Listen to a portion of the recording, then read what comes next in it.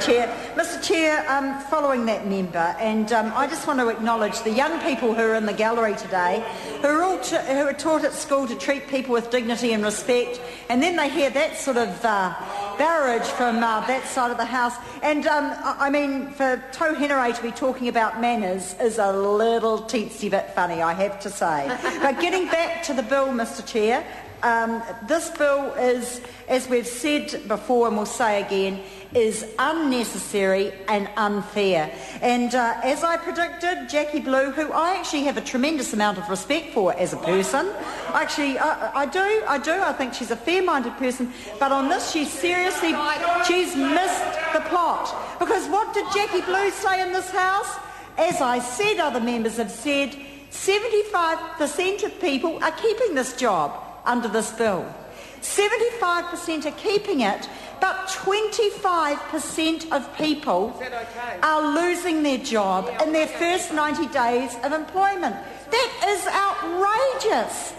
That is outrageous. If I look at the young people sitting up in the gallery, how would they feel that of every 100 of them, 25% are going to be put off, are going to be sacked for not necessarily any reason at all in their first 90 days of employment? And what does that say to young people entering the workplace? What does that say to young people who are taught to have good self-esteem, who are taught to have respect? They go to work and for whatever reason they put too much sauce on the hamburger or whatever, or they have an earring the boss doesn't like, suddenly they're down the road with no explanation whatsoever. That is appalling. And we know that in fact the consultation with let's talk about the consultation about this bill just for a moment, that the Department of Labour report commissioned to measure the impact of a 90-day trial period to reflect the real consequences, that they spoke to over 3,500 employers. Okay? I think you'd say we would say that is a really fair, reasonable level of consultation. Yep. Over 3,500 employers. Yep. 13 employees were consulted. 13 employees on the impact. I'd ask this House, where's the fairness in that? No balance. And there's absolutely no balance.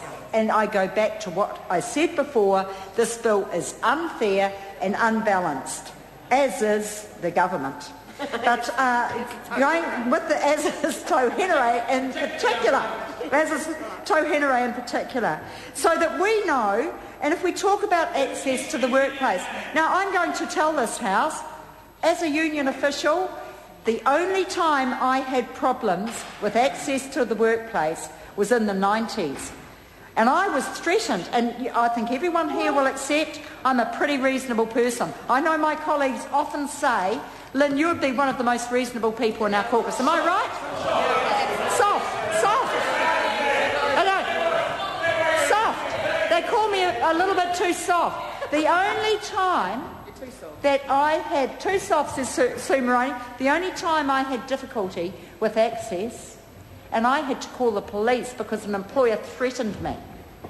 And here we are, wearing white ribbons about anti-violence, and this is what happened when access to the work site was restricted, because a bully boy boss wouldn't let me on the work site. I'm not going to name that place. I'm not going to do that, because I don't languish in the past. I don't languish in the past.